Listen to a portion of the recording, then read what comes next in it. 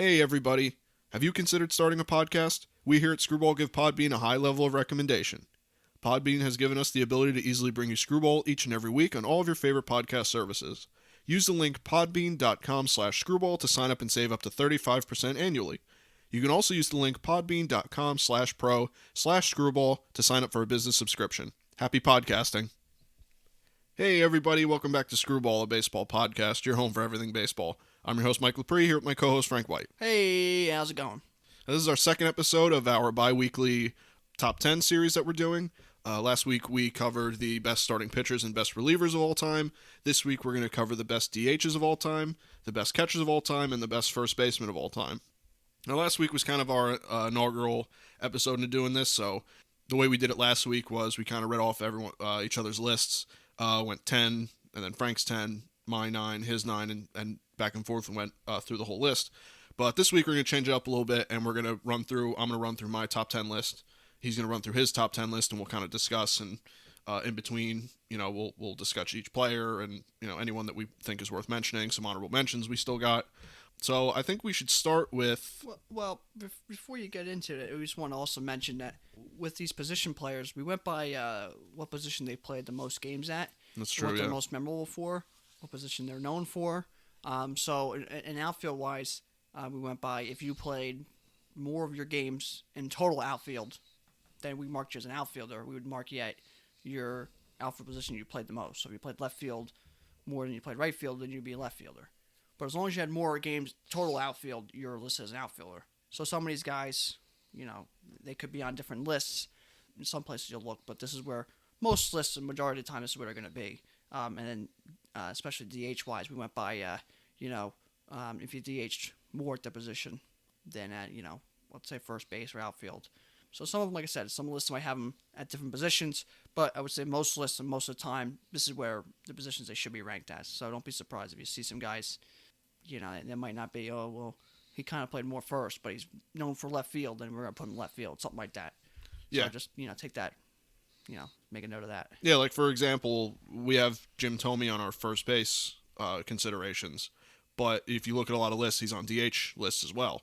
So for our personal list, we have him at first. Another big one is Stan Musial. We'll save him for another list. He's not going to be on our first. We didn't consider him for first. He's considered Pete for Rose, guys like that. You're going to have to, you kind of put them, where they're known for and stuff like that. So we tried being more straight up, because a lot of players you can kind of put them at first base because they ended their careers there or something. But what are they known for? What's their prime position? That's what we kind of tried going by. Yeah, you'll see as we do more lists, there's some players that you could kind of throw in 2, maybe even 3 different positions, but we got to peg them down to 1, And it could be different for, if you look up a list online, it could be completely different. So this is just for our personal, what we think is more rankable. So we're going to start with DHs. It kind of has no numerical position, really. So we figured just start there. And in my opinion, there's less legends and real bona fide like Hall of Famers on the DH list, and there is obviously the catching and first base list. There's quite a few legends on those lists, but to start with the DH list, I'll just throw off my 3 honorable mentions real quick. Jason Jiami is my favorite player of all time, so I had to throw him on there. Cecil Fielder and Hideki Matsui. There's obviously more, especially modern DHs you could throw on there, but maybe that could be a list made in a few years. So my number 10 DH of all time is Jose Canseco. My number 9 is Hal Mcrae. Number 8 is Don Baylor. Number 7, Victor Martinez. Number 6, Chili Davis. Number 5, Harold Baines. Number 4, Paul Molitor. Number 3, which might be controversial for some people, David Ortiz. Number 2, Frank Thomas. And number 1, Edgar Martinez. Now, just real quick, because I'm going to let Frank get into his top 10. There's the DH position. If you look at my top 10 here, there's not I'd say really only your top 3 or 4 household names, to just the average baseball fan. But in my opinion, Edgar Martinez is the best DH, 300, 400, was it 300, 400, 500? Or, yeah, that's my favorite stat with Edgar Martinez. Yeah, that stat alone for me there's only, 10 guys, 12 guys who ever done that? Yeah, so a pretty exclusive club. And when you think DH, you could even argue that the modern DH isn't what it is without Edgar Martinez. Guy was he was clutch. B, he did play, even though it doesn't really matter in a DH position, but he did play defense, and he did play it pretty well. At least, the counter argument is always David Ortiz, where David Ortiz really didn't play defense and really wasn't good at it, in my opinion. So yeah, and a story with David Ortiz, he once played first base for the Red Sox and recorded 0 putouts in a game. Which is like at first base. I think it's only one of I think it was like the first time or second time since 1900. Yeah, that's ever been done. I just don't even know. Well, that's all you gotta do is catch the ball over there. He gets put out. So he didn't do that. It was first or second time ever. Yeah, and of course it was Big Papi. I mean, I'm not that saying he's not a good defender, but just seems that's how it went. Yeah, I just said lucky that way, but he's just I don't know, makes sense. Yeah, and that's always a story or a stat that I seen. And it was like that just pretty much explains his career. Yeah, which is why I have him, at number 3. I don't have him because really the debate is 1 and 2, him and Edgar. But for our list, we put Frank Thomas DH consideration. And if you're asking me which DH do I want, Frank Thomas or David Ortiz, I'm taking Frank Thomas. I mean, that just is what it is. I think he was a better player. The reason you put Frank Thomas as DH is because he played more than 50% of his games at DH. Yeah. Not that anyone and people try to deny that it's there. Just like Frank Thomas really is your first DH ever elected in the Hall of Fame. Mm-hmm. He played more of his games at DH. He went in as a first baseman, but more of his games were at DH than he was at first base. Yeah. So that's just people don't really think about that, but he kind of broke the DH seal, I guess. Yeah. In the Hall of Fame, even though they don't consider him, he did, but he really did. Yeah. But other than that, I mean, some other guys, I think Victor Martinez gets criminally underrated. I have him on my top 10. I'm not necessarily saying that everyone should have him on their top 10, but switch hitter, fantastic WAR, really good hitting DH. Obviously, he did catch and other positions. He played first. But, man, I mean, first of all, being a switch hitter is really valuable. Having a high average for your career is very valuable. I think that Victor Martinez was just an outstanding player.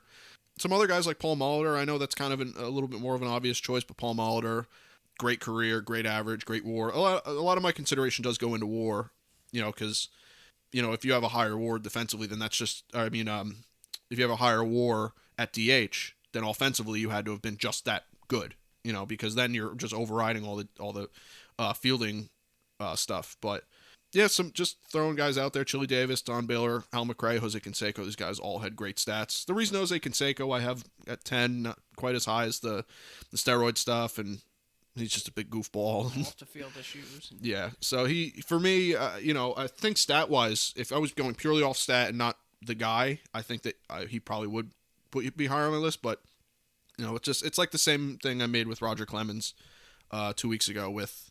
The steroid stuff is, even though he never technically tested negative, I don't feel right putting him above guys that did everything 100. Well, you can't say 100% legitimately, but more documented likely. More, legitimately. So that's my top 10 list. I think me and Frank do have some similarities, but the bottom of the list is, I think, quite a bit different. Yeah.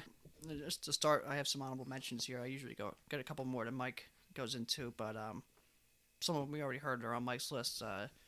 Hal Mcrae, Don Baylor, Matsui, Hideki Matsui, I should say. Victor Martinez, fantastic. You mentioned him before, switch hitter. I think he does get not a lot of credit. He was, people, I think the Tigers lineup for many years there was Miggy. Victor Martinez was just as important, at least just as important as Miggy was. Hell yeah. In that lineup. Switch hitter, clutch hitter, drove and runs, high average, always came up in a big spot. And it was just smooth, consistent all the time. So I got him on there. Of course. Adam Dunn.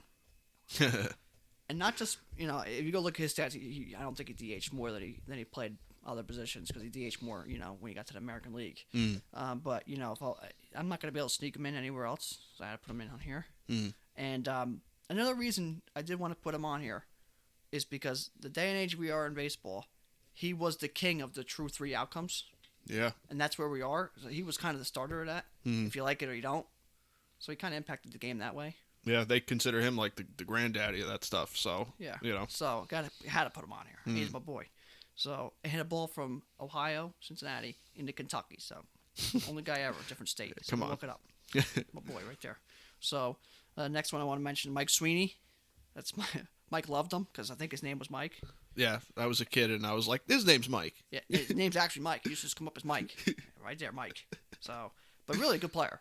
Mm-hmm. And he was one of the best pinch hit players of all time. Mm-hmm. Need a hit, he could be sleeping, wake him up, base hit. Yep. Wait dead. He was a 300 career lifetime hitter. It was pretty damn good. Who had terrible teams with the Royals. Yeah, that was really bad Royal teams. Those were bad teams. He was always there.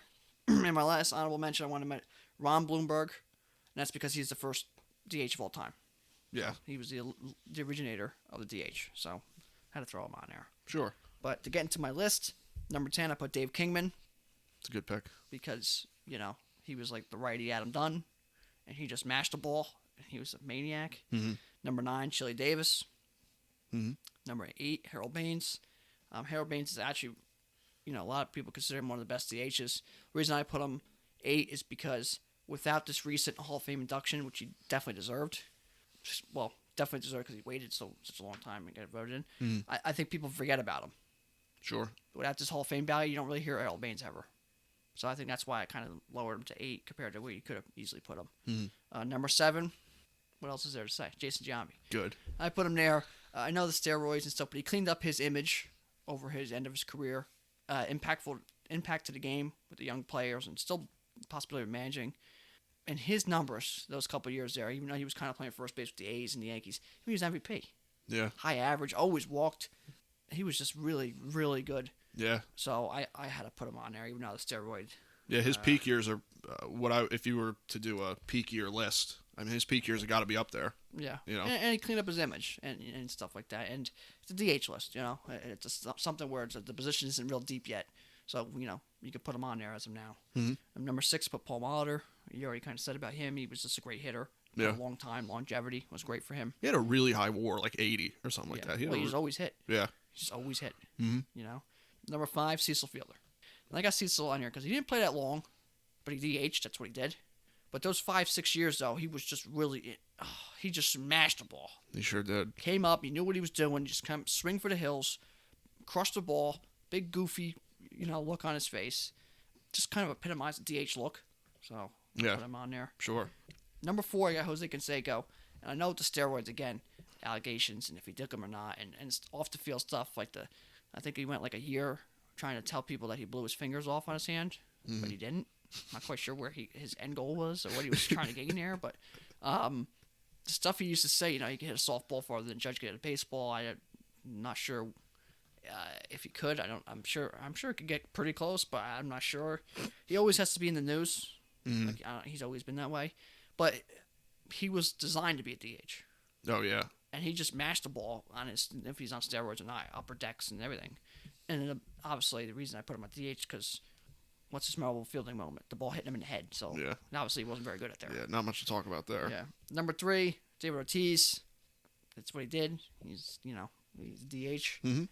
Number 2, Frank Thomas, the big hurt. Arguably one of the best hitters of all time.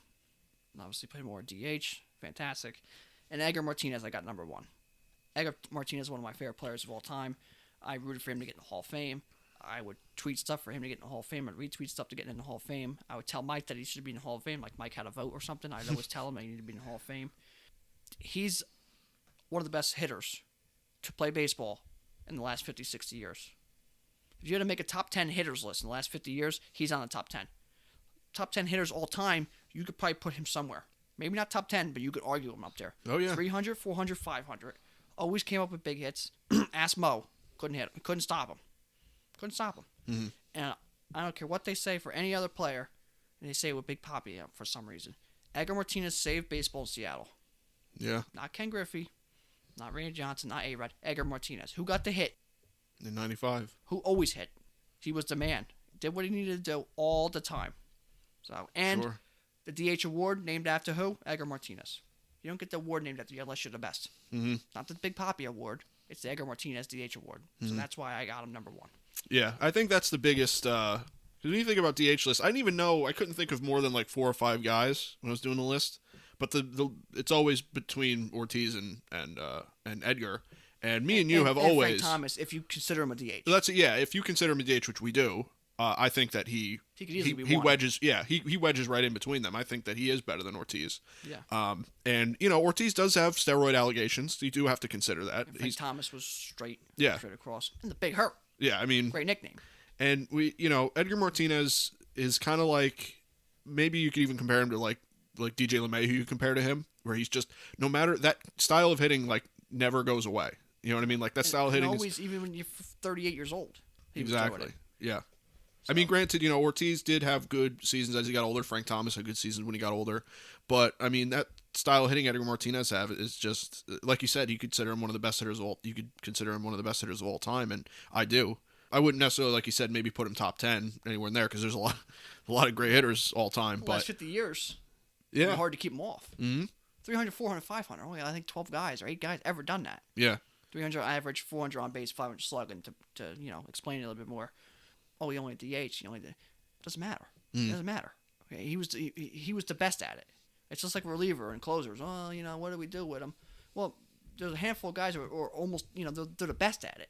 Yeah. So that's, you got to give him their credit, and that's what he did. Mm. He always hit, no matter what, and hit the greatest of pitchers. He hit Mo all the time. He always came out with big hits. That's yeah. I think he was like I think his lifetime average in like the 7th inning or later was like a 345 average or something like that.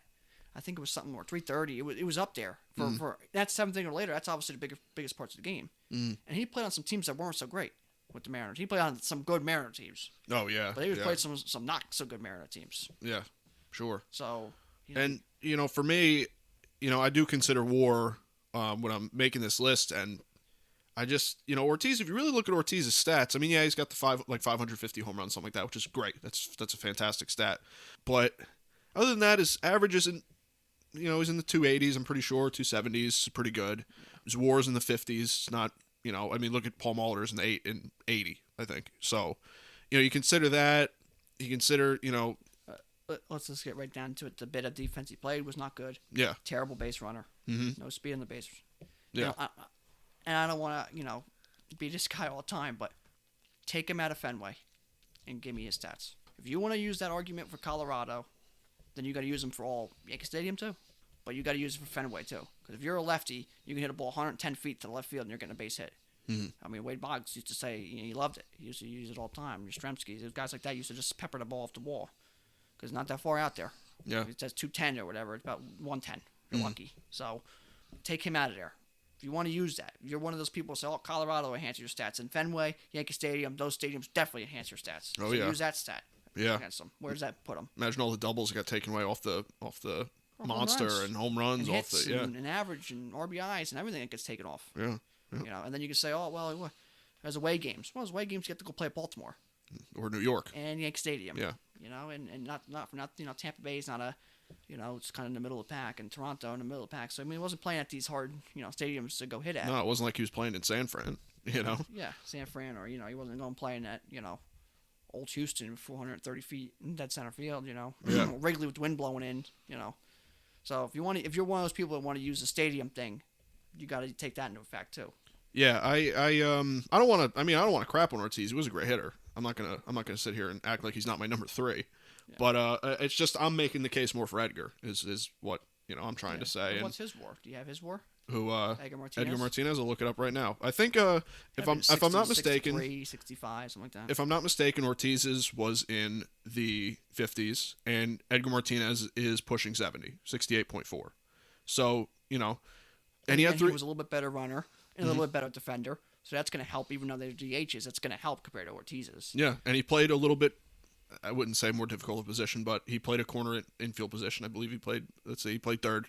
So a little bit more of maybe a taxing position. You got to use your arm, more often than first baseman. Yeah. And I believe too. I think it was a story with him, with Ken Griffey, and he used to. They said Edgar Martinez. I believe he used to take batting practice, a round of batting practice every day or whatever he did with the donut on the bat. I couldn't remember if it was like 2 donuts and you hit the ball between the 2 donuts. I don't remember. I don't think it was that. I'm pretty sure he put the donut on the bat and he'd hit the ball on the donut to right field. Mm-hmm. And that was his session. Mm-hmm. He would sit there with the donut on the bat. Boom, base hit off the donut. Boom, base off the donut. And that's that hand-eye coordination on the. Ken Griffey said he tried it and he couldn't. He all he did was barely roll over the ball to shortstop or something because of the weight of the bat and then the motion. Yeah, he was able to hit that ball on the donut and shoot it to right field. I mean, the hand-eye coordination he has, and he's still in the game. Yeah, hitting coach recently, so his impact in the game, and even as a Dominican or Latino player, I'm not sure exactly his his origin, but he's some sort of Latin player or Dominican. So that's also a big impact as well. Mm-hmm. Yeah, I mean, it's a shame how long it took for him to get in the Hall of Fame. So, I'm glad he is in there now, because he surely would have gotten in the other voting, the Modern League or whatever the Modern Committee, whatever that is. If he played a position, he would have been in probably first or second round. Oh, yeah. I mean, he doesn't have a bunch of hits or a bunch of home runs, but 300, 400, 500. I mean, how many guys could say that, But less than 0.01% or whatever could say that they did that. Yeah. Which, you consider all baseball players ever, and only him and like 10 other guys can say that. That's pretty good. So that's my DH list. That's Frank's DH list. We got Edgar number 1, Frank Thomas number 2, and Ortiz at 3. That's both of our lists. So after that, it gets a little bit more muddy. But I think me and you have a general consensus, kind of all 3 of these lists. At least if it's not the same, we kind of like sprinkle in the same top 3 or 4. So why don't we move on to what would be next numerically from the pitchers is the catcher, the number 2 position on the field.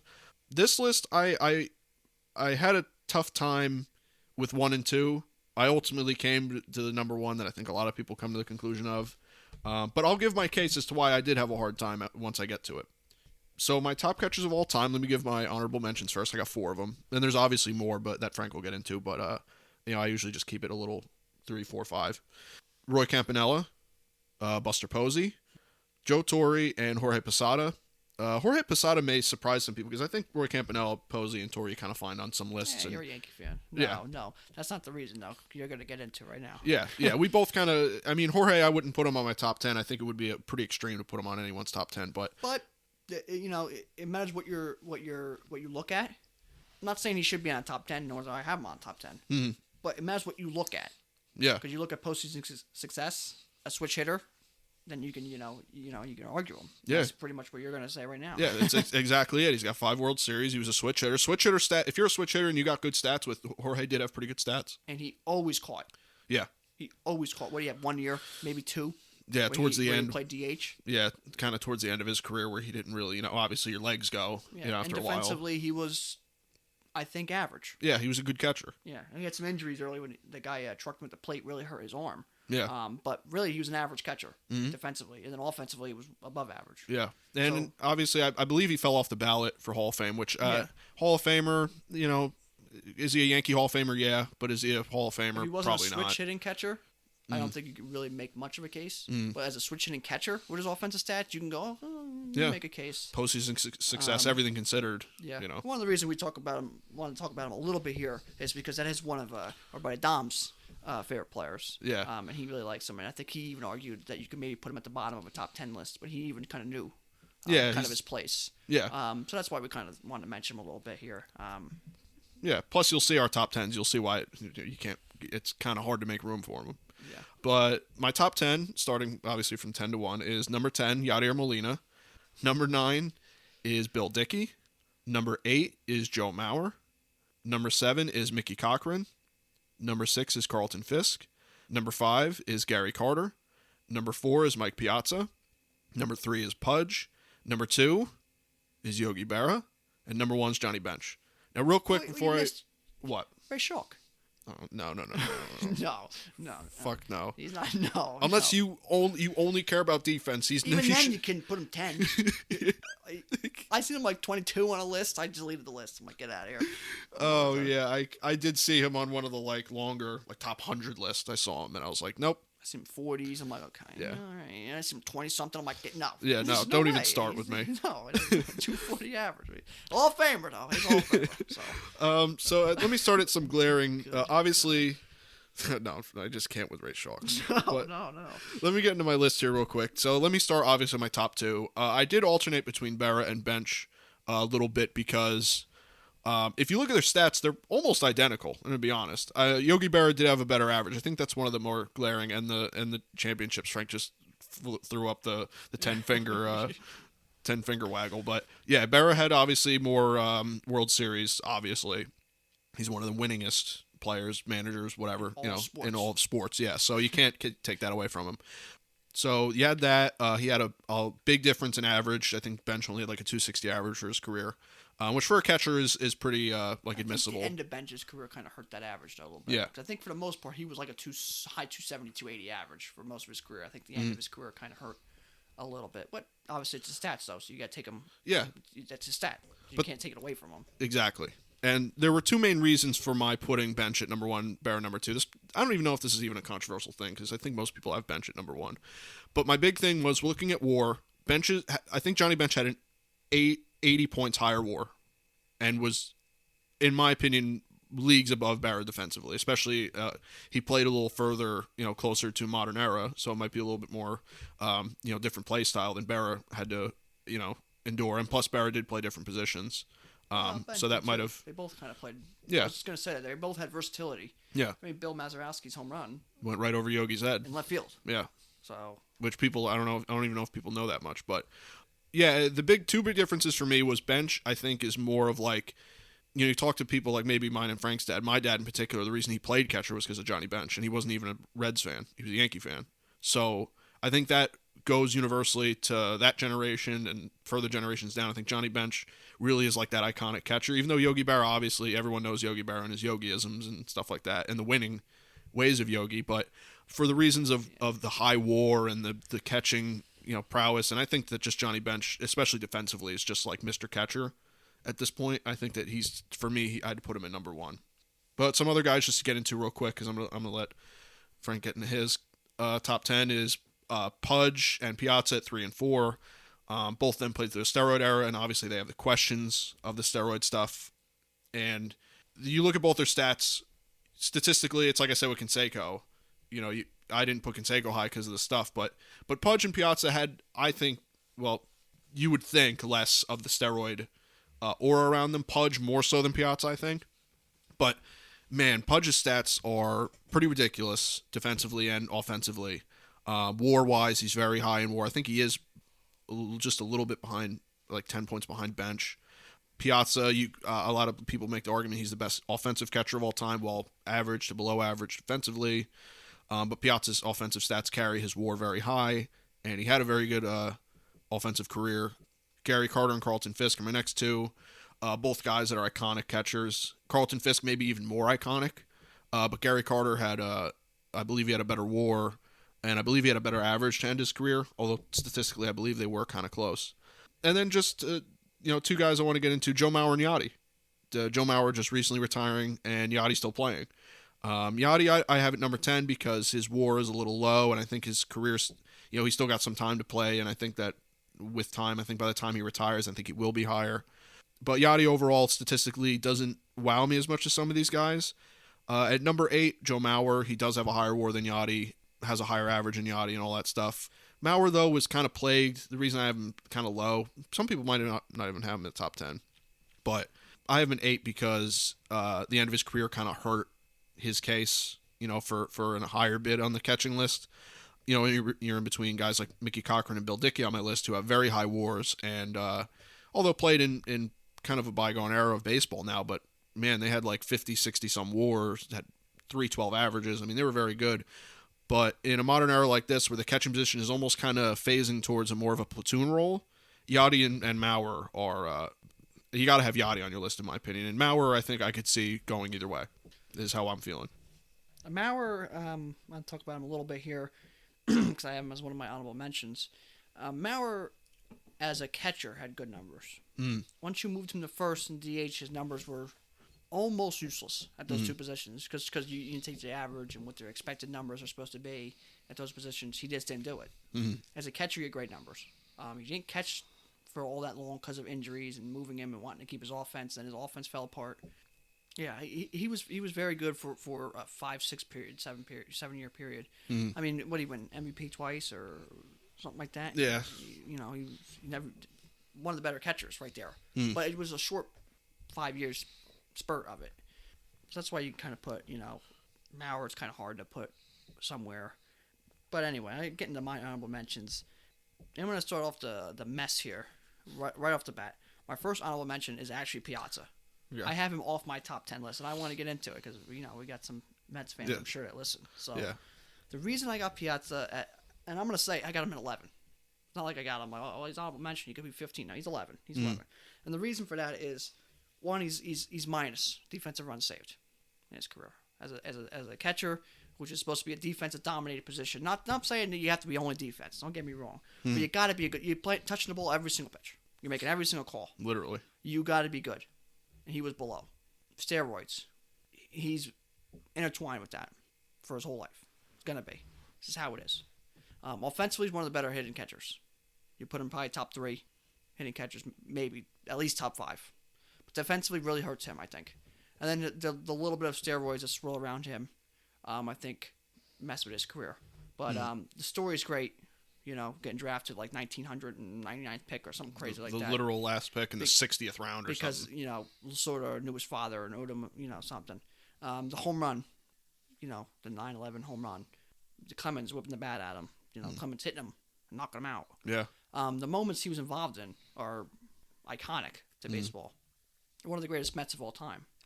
I just think defense really hurts him, and the steroids surrounding him hurt him. Obviously, I understand why you could put him, you know, I don't think 1 or 2. But, you know, even 3, 4, 5, anywhere near, I can understand it. I was arguing maybe putting him like, you know, 9 or 8, 9, maybe not 8, but 9 or 10. I was arguing putting him.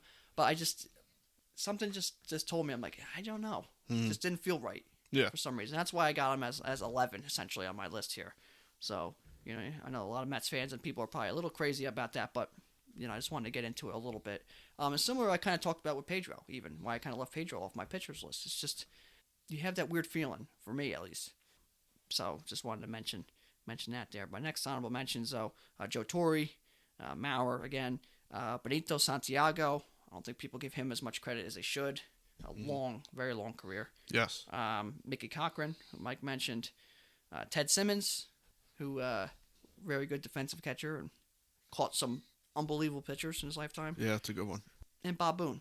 I know Bob Boone's really probably not, you know, top 20 even, but had some of the most games caught as a catcher. The toughness kind of surround. You know, he was defined catching. He kind of, you know, made it look like he was, or made people think, okay, that's a catcher. We all kind of know that. So I always wanted to kind of mention Bob Boone because he also had a pretty good career as well. But to get to my top 10 list, number 10, I have Elson Howard. The reason for that, Elson Howard was a fantastic catcher. The first African-American Yankee. Yep. He also was with the Yankee organization for a long time. Broke up the Billy Martin, Reggie Jackson fight in the dugout. Yeah. But Elson Howard was a very good catcher. Sure was. You know, I think he's it's a good spot for him. Number 10 there. Yeah. Number 9, Thurman Munson. No, this is not a Yankee catching list. But number 9, Thurman Munson. I don't want to get into, well, if and what happens and if this happened. I don't want to get into that too much. Thurman Munson's career, where it stopped, he was one of the best catchers to play baseball. Sure was. MVP, World Series. Again, if you don't look at bench and say that he's the image, the definition of catcher, it's Thurman. Yeah.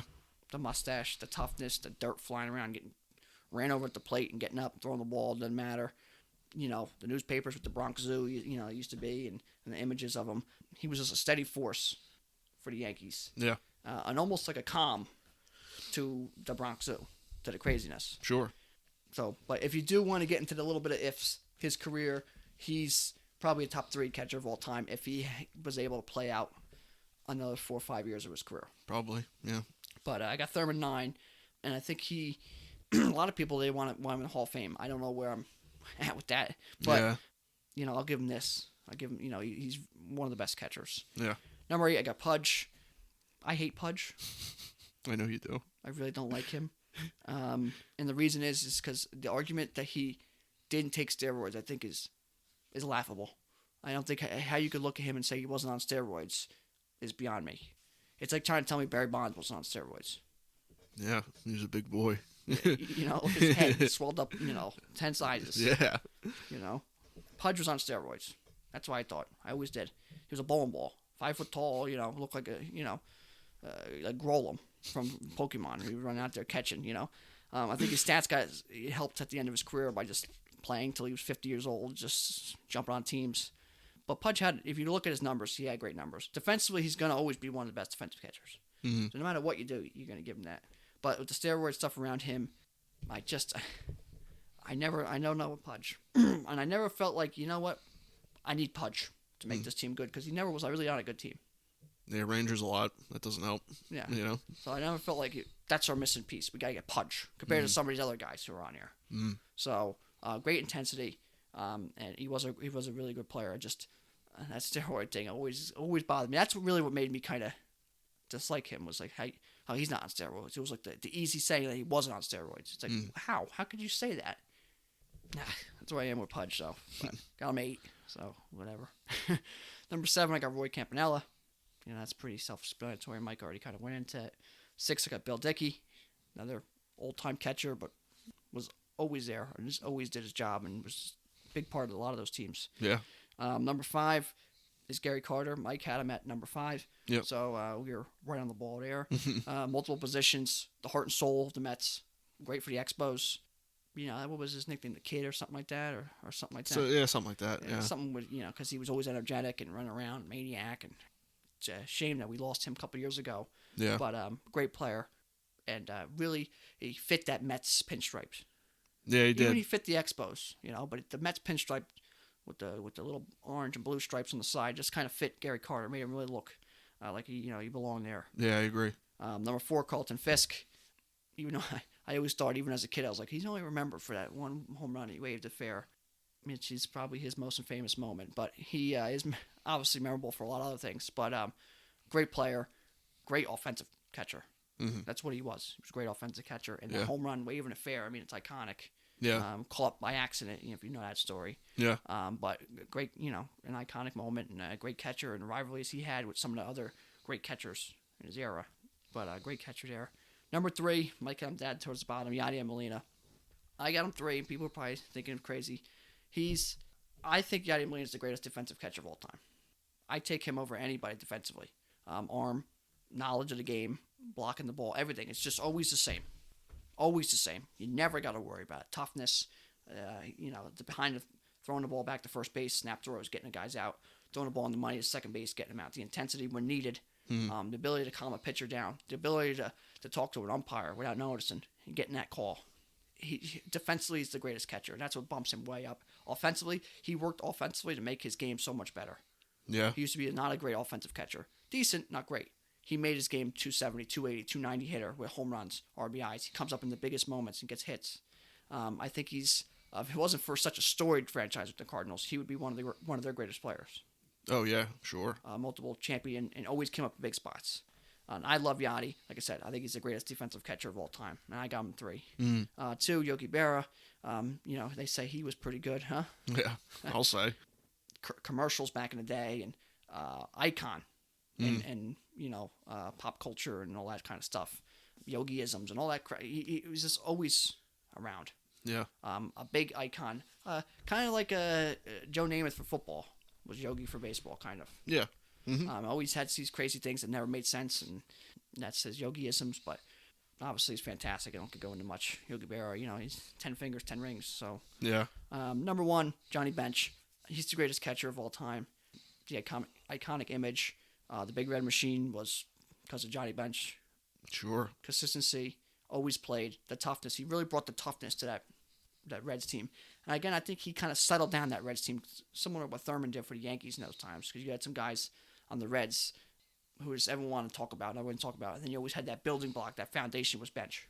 Yep. And he just was an iconic definition. You go to the catcher, it's Johnny Bench. Mm-hmm. I think even if you go to baseball books, you look, and it's like, oh, catcher, I'd say your first picture is going to be Johnny Bench. Sure. So that's why you put him on there, and I think he's the greatest catcher of all time. And you go into some of his stats with the WAR and stuff, it shows.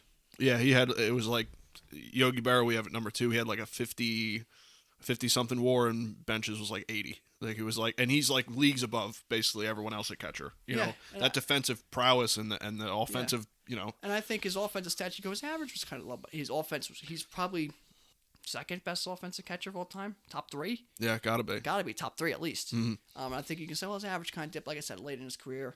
You kind of same thing with Mickey Mantle. I think he ended up with like a 299 average. Well, his last year or two, he kind of killed his 300 chance, but that's kind of what Bench did. But Bench was the key to the Reds. He was the Reds, and you still see him in commercials and doing stuff. And he's had some issues throughout his years off the field, but he's just a great. He's a definition of catcher. Yeah, I think you're going to find most lists have bench at number 1 and Yogi at 2, or vice versa if you want to go that route. He's definitely top 2. Oh, sure. I think if he's not top 2, it's a outlier list essentially. Yeah, even if you have him at 3, or some sort of real detailed analytic thing. Yeah, that's the thing too. I think he's got to be number 2, top 2 on probably 98% of the list, and top 3 on 99.9. Yeah. Oh, yeah. Because, I mean, even, because there are guys that are analytical darlings that people love to say, oh, they're good because their X war on a Tuesday was good, like crazy analytic stuff. But I think Johnny Bench is, even with that stuff, I think is number 1. I think he's got to be. I think this is a pretty uniform thing, him and Yogi. Your argument with Pudge and Piazza is justified. I've heard that argument from many of baseball people, so it's not like out of nowhere. So that I could see why you wouldn't have him. I have him 3-4. You didn't even have Piazza, it's funny because my number 4 is Piazza. You don't have him. My number 4 on my starting pitching was Pedro. You didn't have him. So it's just something with my similar reasons. Yeah, it's probably just about the same reason, especially because I know Pedro. The difference was kind of Pedro had a little bit smaller of a window of the good years where Piazza did have the career, but his defense was, at least for you, carried him a little lower. But other than that, we both got Carter at 5. I think that's kind of where he kind of slots in with a lot of the other guys. Big difference, I'd say you had Yachty at 3, I had him at 10. I think by the time his career is over, I think he will jump Bill Dickey and Mauer and probably Mickey Cochran on my list by the time his career's over, because he's probably got, 2-3 years left? And if I had to guess, they're going to be productive years. So ask me again in 2 or 3 years, we'll see where he's at in my list. He may even jump Yogi on your list. I don't know. That's pretty high acclaim, but you never know. So that's our catching list. I don't know if you want to mention anything else before we move to first baseman. I mean, that's pretty much it. I think the catcher list is similar, not quite similar to DH, but the bottom 4 or 5 guys in the catching list are kind of muddied and kind of be swapped in and out. I think on a lot of lists. But I think your top 5 for the most part, 4 of them are kind of settled in stone. Yeah. Yeah, because after Carlton Fisk, my 7, 8, 9, and 10, I didn't really, there's kind of a drop-off. I didn't really know where to go, but I thought that including Mauer and Yachty for kind of more modern catchers, I thought was appropriate. At least, you got to at least mention, I think, at this point, Mauer. And I found a lot of lists with Posey at 10, 9, 8, something like that. I think that's a bit much. His career fell off. Yeah, that's the thing is if he, not because you can't expect a 34, 35-year-old or the guys that you get to a point in your career where you just can't have the same stats as you did when you were 29, 30. But I mean, he really fell off a cliff, I think, statistically, and I think his career early on, he was still young. Yeah, his numbers down. You never know, he could have a resurgence. The list could totally change. That stadium is very tough to do it. Yeah, but you never know. You can't count it out. But the way his career's going and looking at all his stats, I mean, yeah, he's good. Granted, for a catching position, hitters and World Series and Rookie of the Year and MVP. Yeah. He's got the accolades. 4 years, and then after that, it was like, well. Yeah, so I could see, I could see him putting him maybe at 10, but I think that's a bit much. And the thing with him, and I always disliked with Posey, when he got ran over, and it was a half-ass play that ran him over, and he broke his leg. That changed baseball forever. Yeah. Now we can't hit the catcher at the plate, and I think that really hurt baseball. I think it really does hurt baseball. No one knows the rules now. And not that it was his fault, but he was the one involved, and that always just bothered me. Yeah. Yeah, he got pretty banged up. I think he got broke his leg. Yeah, I was going to say. The season, right? Was it really first couple weeks of the season? Yeah, and it was one of the seasons where it's like you're kind of looking at Posey, like especially if you're a fantasy guy, Posey is like the catcher right now in the league. So that hurt him too. First round pick. Yeah. For his position availability as a catcher, and then obviously his offensive stats was 300, averaging 20 home runs, and on a World Series bound team. Yeah, which for a catcher, I mean, you continue that for a good portion of your career, and you're headed right to the Hall of Fame. Yeah. So we'll see what happens the rest of his career, but for now, I can't put him on my list. So let's move on to first baseman. And a monster position. Yeah, this is a tough position for me to rank. My top 20th best first baseman. And I'm smiling ear to ear. Yeah. That's how deep this position is, and a lot of other positions are going to get there too. Yeah. Oh yeah, sure. I think right field and center field, I think, are going to be fun too. In that regard, like the same. Pitcher was. Yeah. So first base is a little tough for me personally. You probably had a little bit of a tough time with it too. But my 4 honorable mentions I got here are Willie Stargell, Pops, just gotta love him. Right below him is Harmon Killebrew. This is in no particular order, by the way. This isn't like 11 through 15 or whatever. But Harmon Killebrew, what hurt him for my list was, he has a lot of home runs, but low average. Kind of an all or nothing kind of guy. Just didn't really. I believe he has the lowest average in the Hall of Fame. Yeah. Just below our buddy Ray. Yeah, oh my God. But he does have the lowest, I believe. Yeah, which it was tough, and his WAR isn't insane. So for me, it was defensively, he was very good over there. But, exactly. So could he match the ball? yeah, Yes. Yeah, you needed a ball go out of the yard. Yeah, he's your guy. He really should have. If you really could have, you could have put him at DH where you really wanted him. But first base is at the time, it's where you had to stick him, and he was okay over there. Yeah. Hank Greenberg, which if you look at a lot of lists for some reason, he's like top, like tippy top. Like I've seen some lists with him at like the top 3, top 5, and I'm like, well, I believe he's also the Jewish Babe Ruth or something like that. Yeah. I think his impact on baseball in that aspect for his background or demographic, however you want to kind of explain it, I think that helps him too. That's a good point. Places. Yeah, but statistically, I couldn't put him on my list. There may be even some listeners that are like, "What? How do you not include Hank Greenberg?" But it's just, you can get 2 to here today. Yeah. And then my last honorable mention is Will Clark. I think Will Clark is just not talked about enough. Willie Clark. And he did have some pretty damn good stats. Just not enough for the list, but I think he's worth mentioning. I just don't think for some people he put up the first baseman numbers. Yeah, that's the problem. Like Keith Hernandez kind of thing. I was just gonna mention like Keith Hernandez, where it's like you kind of want your first baseman to be kind of a mid to high average, high home run RBI 3, guy. 4 hitter. Yeah. Exactly. 5 hitter if you got a deep lineup. Yeah, which, a lot of these guys you'll see on our lists kind of fit that mold. So, strong, scary looking. Yeah. Number 10, though, to break the mold of that, to break into the list, I have Todd Helton at number 10. Love Todd Helton. Yeah, One of my favorite players. Yeah, so I knew that was going to make you smile. I had him in my top 10, but man, he had some really good stats. You go look at Todd Helton's career. Right? Oh yeah. That's the problem. That's why he was a 300 average on the road. Yeah. But no, you go look at Todd Helton's stats, and man, he doesn't crack a lot of top 10 lists that I saw, but man, I think he deserves it. Yeah, he's right outside it. Yeah, that's defensively one of the best. Oh yeah, I'll tell you, one of the best defensive first baseman. Mm. One of the better ones. Probably one of the best we've ever seen. In the last 25 years or so. Mr. Rocky. Yep. I think almost batted 400. What he did with that Rockies team in 07. Yeah. When they won like 28 games out of like 32 to get to the playoffs is unheard of. Yeah. The amount of games and stuff he played for the Rockies. He is the Rockies. And then he has that great goatee. Yeah.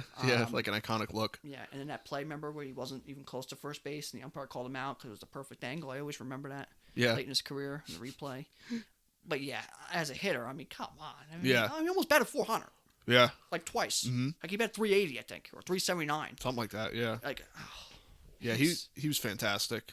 I can see why people wouldn't put him on the list. It doesn't surprise me, but I just, after kind of digesting some of these other guys' stats, I'm like, man, he was really good. Yeah. And impact for his franchise is off the charts. Yeah. Yep. So you kind of look at, he doesn't have the World Series or whatever. If say he's on a team where they win 2 World Series or so, maybe then again he gets looked at again. Maybe that's the difference in factor. It's not that Colorado. Yeah. Stats are inflated. That's a bunch of crap. Yeah. Maybe you stick him on the Yankees and he could be 5th on this list. He could have 500 home runs. Yeah, that's Put him at Fenway. If you put him at Fenway, he's batting 400. That's damn sure. Just tell you. Yeah. But I got number 10, Todd Helton. Right above him at number 9, I got Eddie Murray. These young men. I know. Oh. One of the best switch hitter of all time. 3,000 hits. I believe he has over 500 home runs, right? 521, I believe. I think he's second all time switch hitting home runs. He's got it. I know he's got it. Mantle passed him. I was gonna say him and Mickey Mantle, but like 521, and Mantle was like 536 or something like that. Yeah. You look at his WAR; it's not outstanding, especially because my top 3 first base in the WAR is off the charts. Yeah, wow. It's off the charts. But man, I even seen some lists where he wasn't even.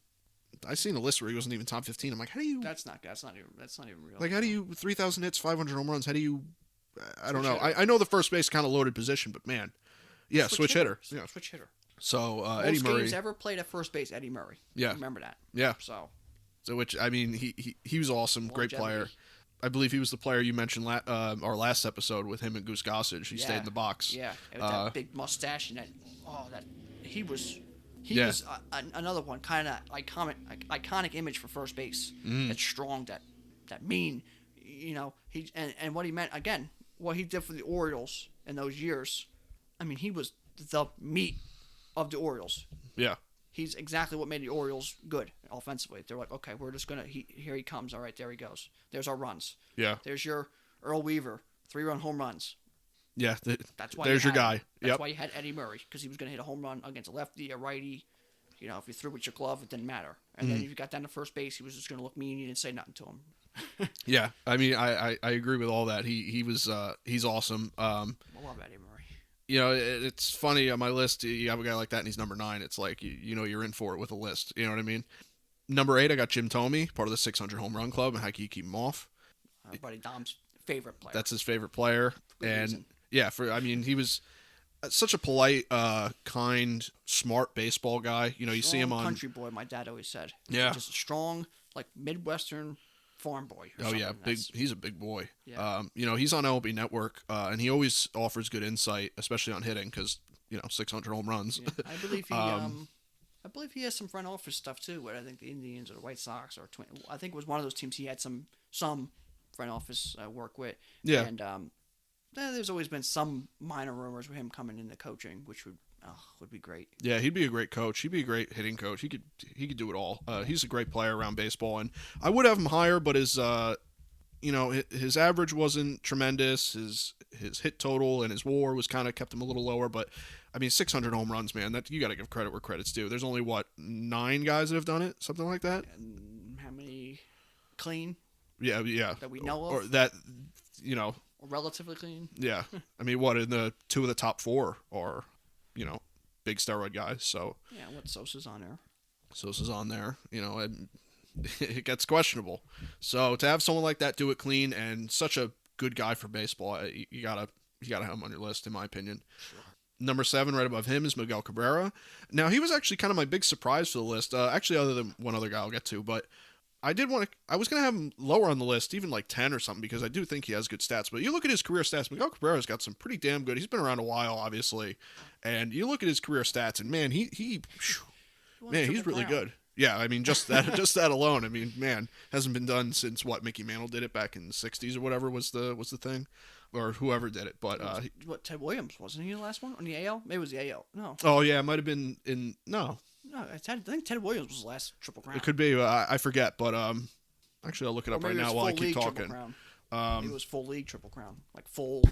Oh yeah, because he did win the MLB Triple Crown. But that might have been it. I'm gonna look it up right now while I'm talking. But he's his career stats are pretty surprising, because he's still playing, and his last few years have been pretty lackluster at best.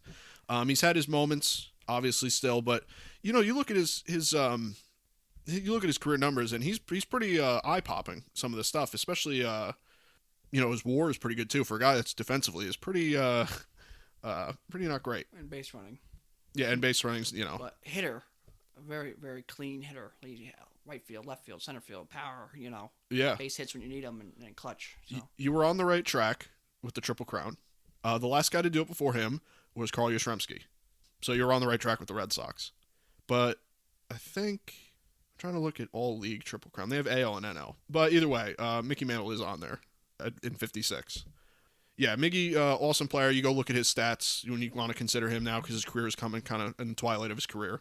He's coming to an end. You want to look at some stats for him, consider him for Hall of Fame. I think he's a shoo-in. He came right up as a teenager and dominated, and against Clemens hated him because he was like 7, and he came in and was hitting home runs off him. Yeah, he's been in the league, 18, 17 years, something like that. So he's been here a while.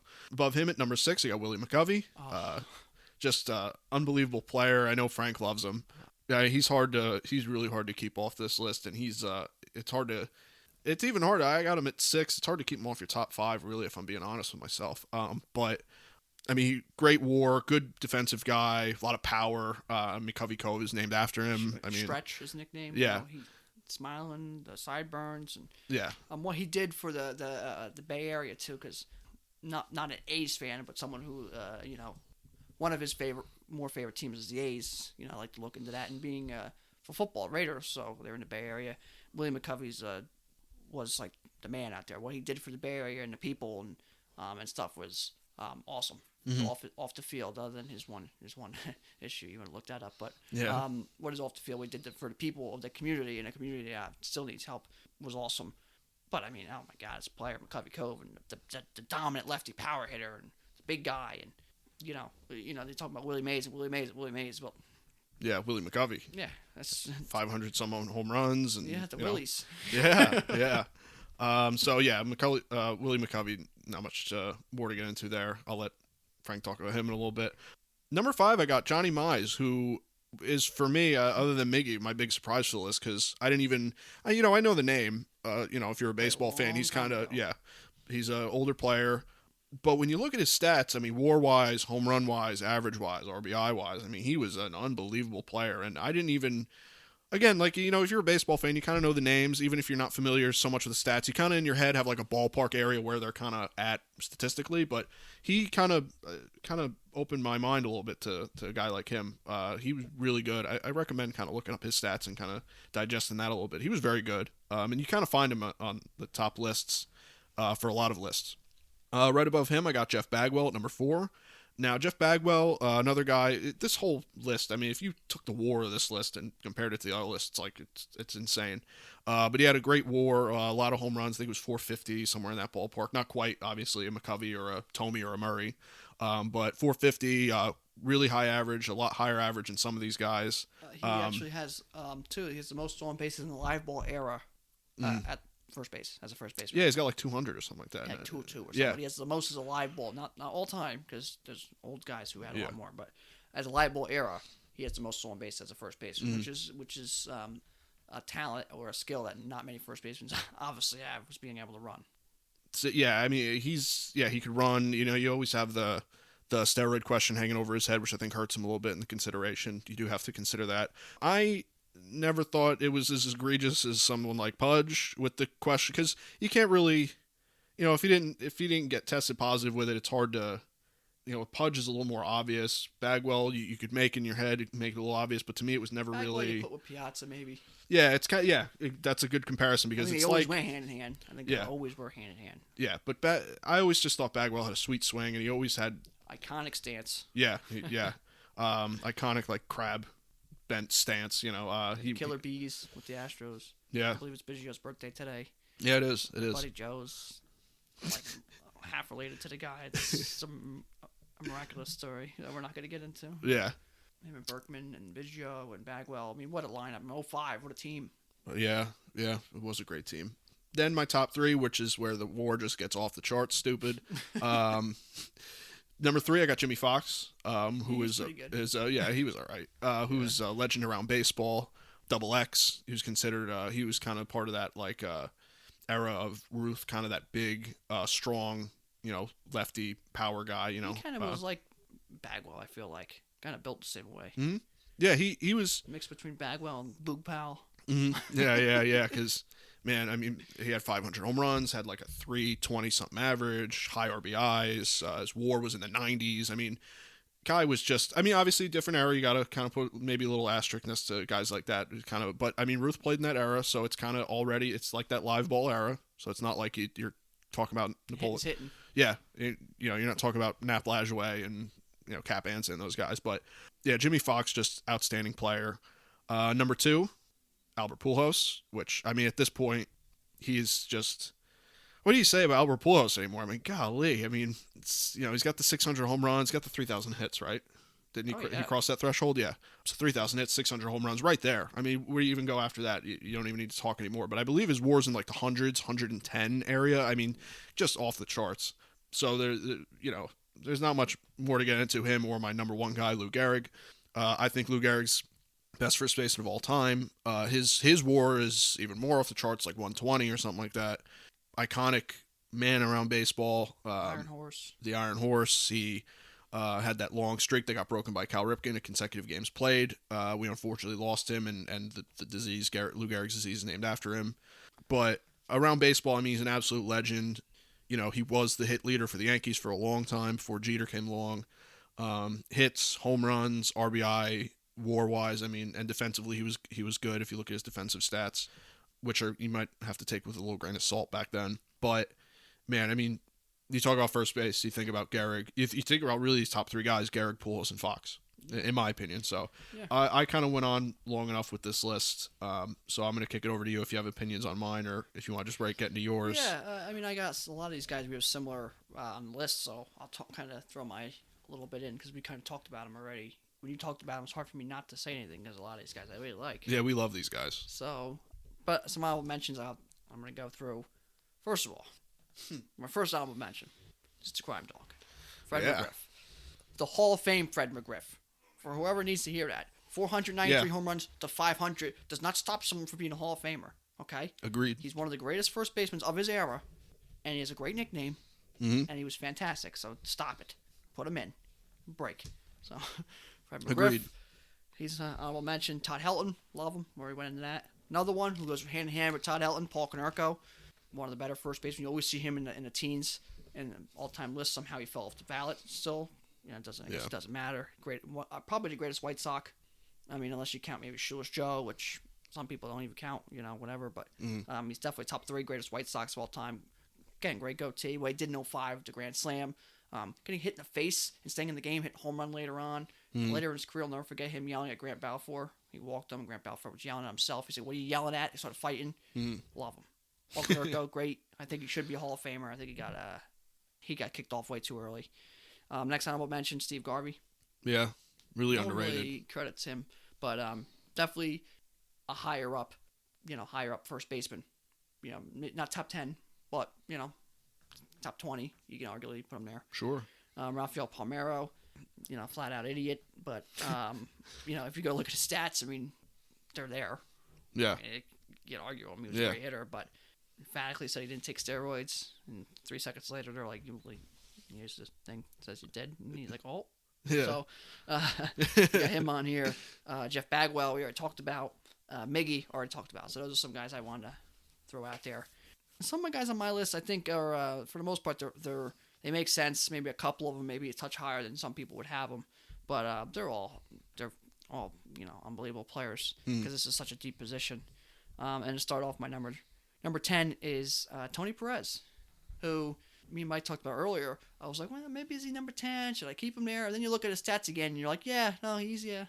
His WAR is pretty high. A huge part of the Big Red Machine. A big power hitter for them, and just always consistent. What do you have? Over 2,700 hits. 300 something home runs. He's just a consistent power hitter. The type of first baseman you ask for. Maybe a touch less home runs than people do at first base, but that's the kind of first baseman you want right there. It's always a consistent, right in the middle of the order, doing his job, and just providing the boom in the middle of an order. Number 9, one of my favorite players, Willie Stargell, Pops. We're going to come in, we're going to win the World Series this year, and I'm going to retire. Yeah. There he goes. At the age of like 38 or 39 or 40 or something like that. The yellow jerseys with the conductor hats and he fit that perfect. But again, what he meant to that organization, it's Roberto Clemente, Willie Stargell, the 2 most important Pirates. And then there's a lot of space, and there's everyone else. Willie Stargell, fantastic player, hit a home run out of Dodger Stadium, one of the few people to do that. A dominant power hitter. Dominant power hitter. Again, the big mustache, kind of what you look for, that big power, strong guy at first base. That's what he was. That's what he did. And he held down first base for the Pirates for a long time. So, one of my favorite players to look up and read about and watch videos on, and then just one of the best first basemen and iconic of what he did. Yeah. So, number 8, a guy that no one really talks about, I think, is Orlando Cepeda. Yeah. That's a good one. I mean, he just kind of similar to Tony Perez. He just did his job. He just always was there, always doing his job. A great hitter, great player, consistent, day in, day out, year in, year out. Boom. Another one part of the Giants, I believe he was there for a while, and I think he even played with the Cardinals for a little while. I think he might have. Yeah, I'm not sure. But great career. Again, I think he kind of ties pretty close to Tony Perez. I always felt they were kind of very similar.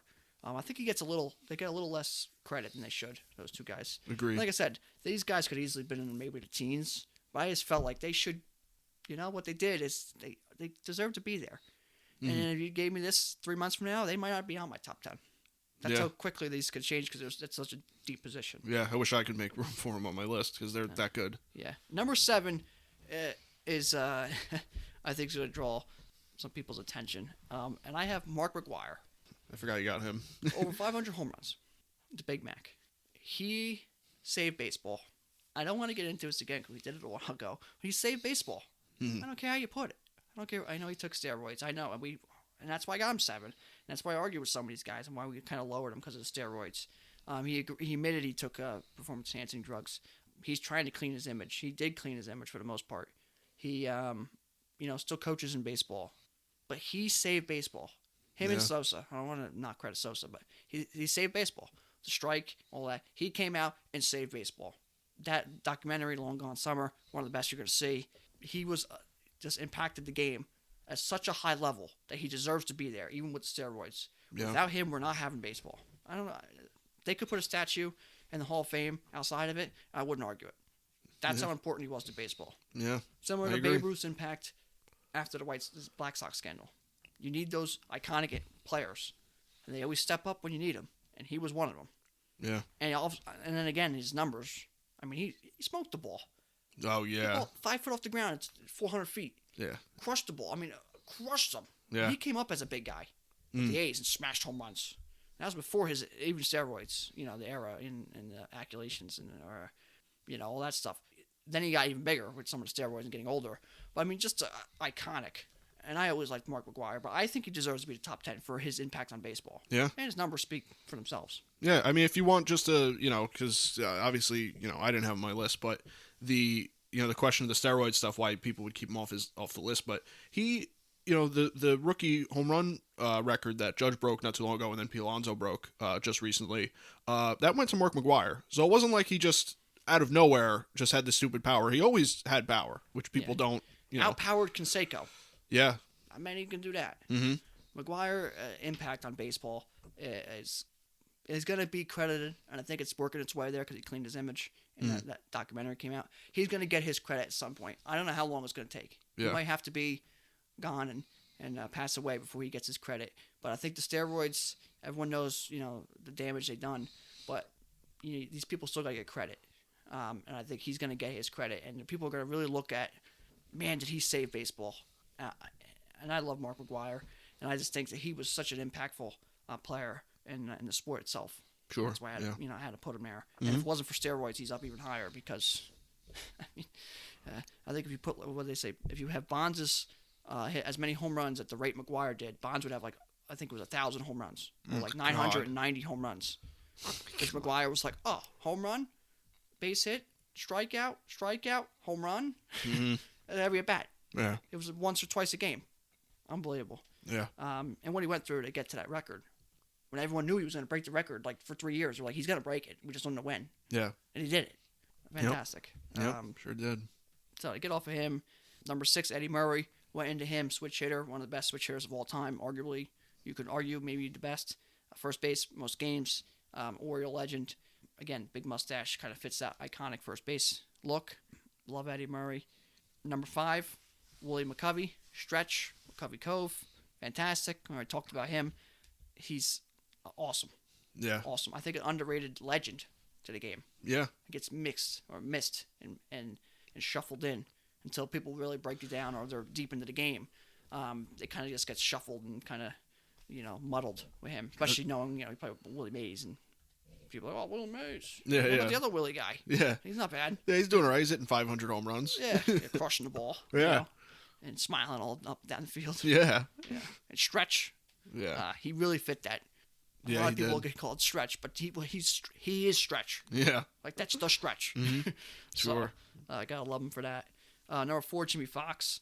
As Mike would say, he's pretty good. Yeah. Again, just muscle man, and you take it.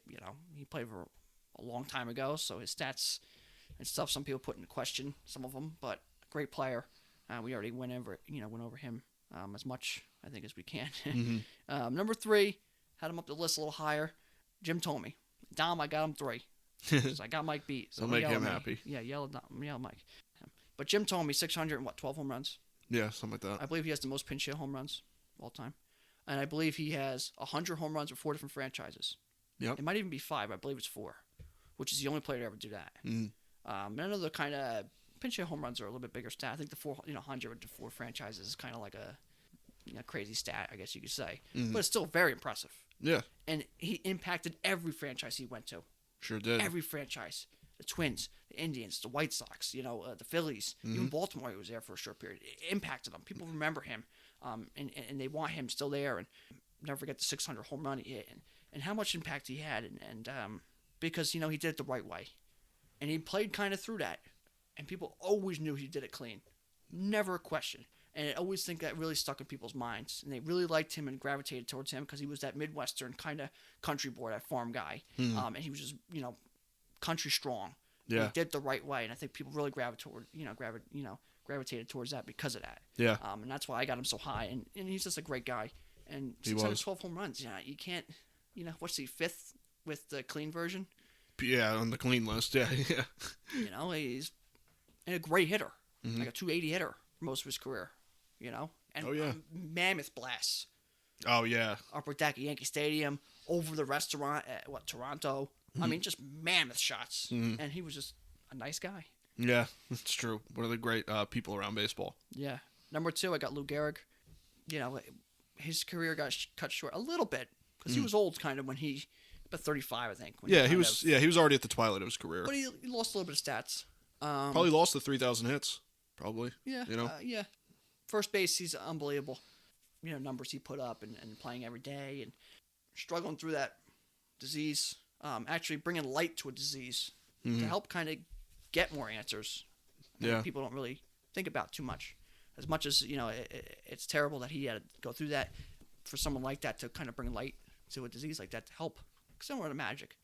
Yeah. It's terrible, but at the very least, to help bring light to a disease that people didn't really talk about. So, but his impact on the game, the memorable speech, what he did for the Yankees, and one of the first guys to get the numbers on their jerseys. Yeah. And the reason for that is spot in the order. That's why Ruth was 3 and Gehrig was 4. Yep. The thing I always thought with Gehrig, though, is his stats better because he played with Babe Ruth. Yeah. Because Babe Ruth was so goddamn good that you might have been able to put Ray Schalk behind him. He might have been better. Because he was so goddamn good. He was like Jesus up there. Yeah. So I don't know if Gehrig's stats. I'm not saying Gehrig's not good. Don't get me wrong, but it's something to look at or think about. Yeah. Maybe his stats are a little bit higher. Definitely the grand slams because you're never going to pitch to Babe Ruth. Yeah, that's true. So that's why he has so many grand slams. Gehrig, fantastic though. I think he's kind of set in stone in the top 2. I think everybody's lists. Johnny Bench we mentioned earlier. Yeah. And my number 1, flipped him on mic here. Albert Pujols. He's the best first baseman to ever play baseball, and I think it's simple. Reason why. His 10 years. Oh my God! Go look at his first 10 years. His average was about 330. He averaged about what was it? About 35, 36, 38 home runs or something like that. Something like that. And like 110 RBIs. Yeah. That was his averages. Yeah. For his first 10 years. His first 10 years, he hit 300 home runs, 300 home runs, 300 average, 30 home runs, 100 RBIs. His first 10 seasons, every single season. I think he was the only one or second one to ever do that. I think A-Rod might have done it as well. Yeah, I wouldn't be surprised if he but did it. There's only 2 people, I believe. His first 10 years are the best 10 years that any baseball player ever had. You could maybe compare some numbers that Ted Williams had, but he had the break in between. You could maybe compare Babe Ruth because it's Babe Ruth. But you can't tell me that Pujols, you can't argue that Pujols' 10 years aren't better than anybody. You can argue it up and down. I think his 10 years, what he did, it's unbelievable. It's unbelievable. And they didn't know what they were going to do with him. When they drafted him. Should we draft him high? Should we not draft him high? Should we miss on him? Is his numbers inflated? Is his age? We don't know his age. Some people didn't know how old he was, how young he was. Then he came right up, playing left field because he had McGuire first base still, smacking the ball. Then he played third base, and then he played first base. Then he was a really good defensive first baseman for a while. As he got older, kind of with the Angels and some injuries, and his defensive stats went down. But for majority of his career, he was a dominant first baseman, and he played first base all the time. His impact on the Cardinals organization, again, if it wasn't for such a deep organization, he's probably the best player they've ever had. And even with that deep organization, he's probably top 3. Yep. And Molina's top 5. he was unbelievable, and he still is great. And another one who did it the right way. Yep. And a pure hitter. Yeah. Right field, center field, left field, base hits, don't matter. Clutches players, one of them. 2 World Series, carried teams. 3 home runs in the World Series, only done by, 4 players 5 times, because Babe Ruth twice, of course. One of the few guys to do that. And you always knew he meant business when he shaved that goatee. Yeah. In the middle, like June or so, and he felt good. He'd shave that thing, and then he'd just go off. His iconic stance to kind of wind up there when you get into the box, a little half swings. Just stand there, a little leg tap, just intimidating. Yeah. One of the most intimidating batters I've ever seen in a box. And just his numbers just speak for themselves. And like I said, his presence. A lot of things off the field, some organizations he donates to, home run derbies and his postseason numbers, and beloved. And Dominican player, again, also the impact he has there. I love Albert Pujols. He's one of my favorite players. And I think you could argue, again, you could probably argue he's one of the top 10 hitters of all time. Yeah. And you could probably argue he's not at the bottom of that top 10 list either. Yeah, I can see it.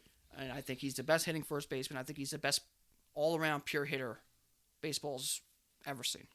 Yeah, you talk about mechanics, with Pujols' hitting, I mean, and man. No big bat flips. The same, hit it, slow, couple steps, just toss the bat. The same iconic, whatever you want to trot. And not for nothing, the ball he hit against Bradley is still going. It's up on still the going. Astros railroad track up there. Oh my God. It's going. It's orbiting. Yeah. It's just what he did. Big Mac land. It was coming down. McGuire was gone. No. You got to leave that there. Yeah. Because Pujols is going to hit about 7 of them up there a year. You got another big righty coming. Yeah, a monster man. And he did it the right way.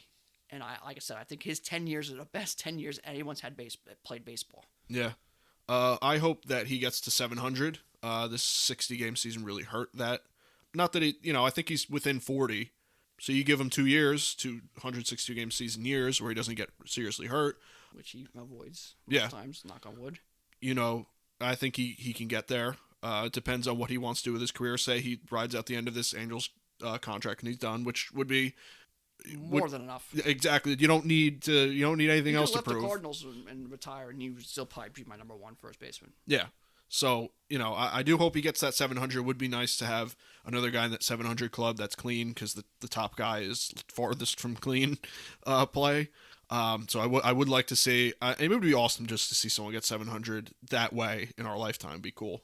And I always said Babe Ruth was the home run king, even when Hank Aaron passed him cleanly. But if Pujols passed him, Babe Ruth, I would say Pujols was a home run king. Yeah. I don't think he's going to pass him, though. But we'll see how long he plays. He's going to break the RBI record. Yeah. He's going to be the most RBIs ever. Yeah. I mean, ever. Yeah. And I think he's going to, Hank Aaron played a long time. Long time. Oh, yeah. To get there. Pujols is going to play quite a while to get there. But he's going to break the RBI record. He's up on the runs record. He's up on the home runs record. He's over 3,000 hits. One of the few home run hitters, I guess you could say. Big powers have 3,000 hits. He has the most home runs for a 3,000 hit player, I believe, right? I think so, because think about, you got Eddie Murray's up there and other guys, but I don't think there's anyone has 660 home runs that has 3,000 hits.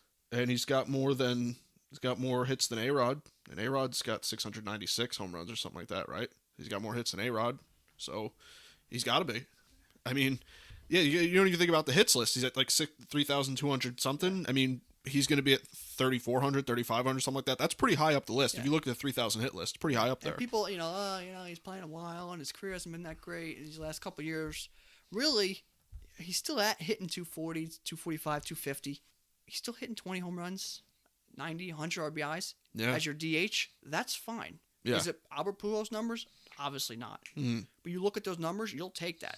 Yeah, it's really only, I'd say, his average getting hurt the most. Yeah. His home runs and RBIs are still going to be there. His on-base percentages throughout his career was never super high, because I feel like he just always hit the ball. I don't know. And you get potentially walked. That's his, So that's his on-base is still low now. His walk totals are still not that high. Didn't strike out much. No.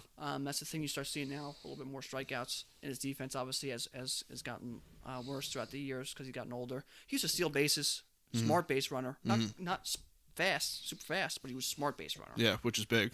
And like I said, he was just the machine. Great nickname. He fit perfect for him. He's just a great player, and I love Albert Pujols. And he's number 1 on my first base list, and I don't know what else you can, you can even say for him. It's just, I hope he gets the RBI record. I still hope he gets the home run record. I hope he plays forever. The only thing he hurts with him, keep playing and playing and playing, he's gonna drop under 300 career batting average. And his WAR might drop under 100 too, which would be a shame. Yeah, and under 300 career batting average is a real shame for a guy who was just unbelievable. So same with Mickey Mantle. It's gonna be like that, where it's like he dropped under 300. And he's like, it just hurts. Yeah, he just couldn't hold on to that. It's like someone threw a rock and just clunked you in the head. Not a big one, but a small rock, and you're like, that just bothered me. Yeah. Bothers me that he's not 300. Yeah, so that's what it is with him. But Albert Pujols, that's my number 1, and I don't know. You can argue with me all you want. You can put whoever you want there, but I got him at number 2. He ain't gonna hear much from me. Yeah. You know. You're making a team. I'm taking Albert Pujols. Yeah. Give me Babe Ruth and Albert Pujols. I'm gonna be all right. Yeah, everything's gonna be fine. I'm gonna hit quite a lot. Listen, between Gehrig and Pujols, you got top 2 guys. You got a 215, 220 WAR. That's fine. You take their careers, put them together, and add them together. That's pretty fine. I mean, he has. You want to go that route? He's got 40 WAR above my 10th all-time first baseman I have on my list. Yeah, so something like 40 wins above him. Yeah, I mean, that's no replacement. That's a Hall of Famer. Yeah. So he's a 100-win season above a replacement player. And you had Jim Thome at number 3. He's about 27 wins higher than Jim Thome. So he's literally from making you almost a 100-loss team, to a playoff team. Yeah. To one of the best teams in the league. And yeah. They wanted to kind of mess with numbers and make all that crazy stuff happen. Mm. That's just to my 3rd guy on my list. Yeah, it's pretty nuts. There you go. Yeah, you're not going to hear much of a complaint from me. But that's our first base lists. So we just to recap, we went over DH, catching, and first base. I think our top for the lists, I believe we agreed on 2 of the number 1s, and then first base we didn't agree on, but we were 1 and 2. So not super controversial stuff here, which is good. I'm not really gonna, with these lists, it's kind of hard for me to really. I don't think there's anyone on either of our lists that is going to be like, why him? What are you out of your mind? Like Ray Schalk? What are you, stupid? There's a few people that go, a little high, or why'd you leave him off? But you can make that argument and not, be wrong. Yeah. Or not going to be out of your mind. You're all right, I get you. Yeah, unless you're someone that really values or doesn't devalue the steroid stuff, or if you're someone that just completely disregards stats and you're just like, hey, I think Posey's number 1 because I like Posey, unless you're someone like that. But or you're just downright analytical. Yeah, which could just throw some things off. Or even position-wise, you put someone at a different position, you could throw lists off too. Yeah. But the analytical stuff, I've seen some crazy lists from Bill James, who's the originator of the analytic stuff. He's on LB Network often, and sometimes you look at his top 10 list and you're like, what? Why? I don't know. That's a whole different breed of baseball fans. I'm not going to disregard it because it is there. But you got to take what's good, and you take what you take what makes sense, and you take some of the other stuff. You're like, all right, you're getting a little crazy. Yeah, a little out there. You still do have to look at the guy. I think you still got to watch the game. Yeah, it's not like look X and O's. Yeah, the computer's deciding it. Yeah. Yeah, it gets a little crazy. But that's our lists. Unless you got anything else to add to some of these lists, you can get on with the trivia question. That's enough with our list here. But to get to the best part of the show. The trivia question. And, of course, I'm going to try keeping it pretty, updated with the episode we're on. Mm-hmm. So, the trivia question this week is, who has the most stolen bases as a designated hitter, as a DH? It's a good question. And it's surprising because DH, you're old, you're whatever, you're big, you're slow, you're hitting the ball, you're whatever you are, you're banged up. Even if you're a fast guy, you're kind of banged up, so they're trying to, spell you some time. So it's a weird position, but the most stolen bases for a DH all time is Hal Mcrae, and he only has 109. Yeah, which is 109. It's like, ugh. And I think the active leader going into this year was Ohtani with 22. My God. So not much at a DH position, but that's and that's kind of surprising because I always never really thought too much of Hal Mcrae as a DH full time. But then I more looked up and I'm like, yeah, he did. So to see him, so he's got the most stolen bases at DH all time, 109. Hal Mcrae. You'd think someone at some point is going to come along and steal 200 bags or something like that. Just something, not even a crazy number. Just well, I mean, Ohtani keeps going at the rate he's going, he'll have 200 or so. That's true. Yeah, hopefully he can. Or if he comes less of a pitcher, more of a hitter, he should definitely get it. Yeah. But yeah, I kind of like I said, I wanted to kind of keep it with our positions here. I also sprinkled in some other facts, like Eddie Murray in the games at first base. Tried to sprinkle in a couple other facts throughout the episode to go along with it. But this was our trivia question for the week. So. Yeah, it's a good one. I think the only reason I guessed is because I had Hal Mcrae on my list. So I was looking, I'm like, who would be a speedy guy? I'm like, him. Yeah. I guess I didn't think it was that low, but yeah. Well, I mean, it wasn't going to be Cecil Fielder. No, it sure wasn't, or Jiami. No, Canseco or Adam Dunn, or even though, hey, don't get me wrong, Adam Dunn, 21 stolen bases in 1 year. Yeah. 62 in his career. Look it up. Go ahead. So I'm gonna go get me started. Yeah. Sure, hell wasn't gonna be V-Mart. No. So, but yeah, that's a trivia question. So just keep you on your toes out there. Yeah. All right. That's all I got for this episode. I thought it was good. Do you have anything that you want to mention at the end here, or anything you want to lead off with? I think we're pretty much. Yeah, I think next week is the middle infield, second and short. Yeah, we got second and short coming next episode. Yeah. That should be a mess.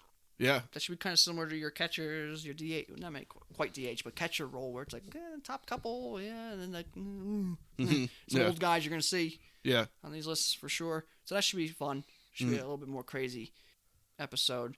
Other than that, I mean, that's pretty much it. One bit of news we throw out there: the Cleveland Indians are dropping their team name after the 2021 season. It will not be the Indians anymore. If I had to put my vote in, one would be for the Cleveland Spiders, their original name, which was, I believe, the worst sports franchise by win percentage of all time. So awful. Be careful. Yeah. With that. But and Spiders are terrible, so wouldn't really want to be team name Spiders. But so they're dropping their team name of the Indians. They already dropped Chief Wahoo. They're going to retire the Chief Wahoo. But yeah, so look for a new team name. Maybe even an announcement soon about that. Yeah. About a possible new name, but the team name is going to stay through this next year, which makes sense because COVID's still kind of going on. So they got to change the stadium. You got the Indians thing on the scoreboard. You got to change that. So it makes sense to kind of make an announcement now and make adjustments other than kind of what Washington had to do with the football team, where they kind of had to make it on the go. Yeah, I think the difference here is that the Washington football team, the Washington Redskins at the time, they lost a lot of sponsorships. I think Nike dropped them as sponsors, stopped their sponsorship, and they lost a lot of money. So it was on the, like you said, on the fly. They had to get their sponsors and I think back. The Indians have worked together, and they've done things progressively, working towards this compared to like at the time the Redskins, who were just kind of shut down, and then it was like, well, it's either no team or change it. Yeah. Where the Indians are like, hey, we're working with you. Yeah. So not a huge fan of that. I think they should have kept the team name 105 years. They got rid of Chief Wahoo. I can understand that at points, but I don't think the team name is a terrible thing, especially because the point of it was to honor, the tribes that were there. But I hope if they're gonna get rid of it, I hope they get with something crazy, something fun. Or I hope they go, original, and go with the Spiders. That's fine, too. Or just get something just crazy out there. Yeah. Like it gets like the Cleveland Gritties or something out there. Oh, my God. Run around. Something crazy. Yeah, something imaginative. Yeah, so that's really our bit of news. There's been some signings and stuff, but we're going to get into that in weeks and weeks from now. So I don't want to... Yeah, nothing major, no power. I don't want to extend this episode any longer than it's got to be. So yeah. Just one final thing before we go. We're going to be off next week, as we've been saying. So next week is Christmas. Christmas. So I want to wish everyone a Merry Christmas, Happy Hanukkah to anyone that's out there and they're celebrating Hanukkah right now. Just happy holidays in general, whatever you're celebrating. But big Christmas is the big one next week that we're going to miss. So I want to hit everyone with that. Merry Christmas. And we're going to be back for just before the New Year. So, when we get there. So yeah, Merry Christmas everyone and happy holidays. Hope everyone's enjoying, and especially if you're in the northern states in the United States, hopefully you're not getting snowed on too bad. We're expecting some snow here in Jersey and up north New Jersey and New York is going to get hit pretty good, I think. But you got anything else that you want to? No, that's pretty much it. It's a good call there. I forgot about that, but yeah, Christmas is coming up, so Merry Christmas, Happy Hanukkah. Enjoy the holiday season as best you can. New Year's rolling around. Hopefully, New Year will turn some pages here as we're kind of closing in on some sort of COVID closure Yeah. or finish line or whatever you want to say. Yeah, got some vaccines people are taking, so it's good stuff. Hopefully we're kind of back to normal in the 2021 future. But yeah, Christmas is coming up, so Merry Christmas to everybody. Enjoy the holiday season. Finish up your ordering of your Christmas gifts online because not many people are going out shopping. And just enjoy the time. And remember that baseball's coming back soon, and we'll always be here to talk about it. Yeah, we will definitely be back. We'll be back in 2 weeks before New Year's. So until then, you can listen to this podcast on Google Podcasts as well as Spotify and Apple Podcasts. You can listen to this episode every week on our regularly updated YouTube channel as well as our website, Screwball.podbean.com. You can follow me on Twitter at Real Mike Lepre. You can follow me on Instagram at Mike Lepre. And you can follow me on Twitter and Instagram at AlfDubs10. You can follow our official Screwball Twitter at ScrewballPod. You can follow our official Screwball Facebook at ScrewballPod, no E in Screw. And that's it from us, guys. We'll see you next week. Yep, take care.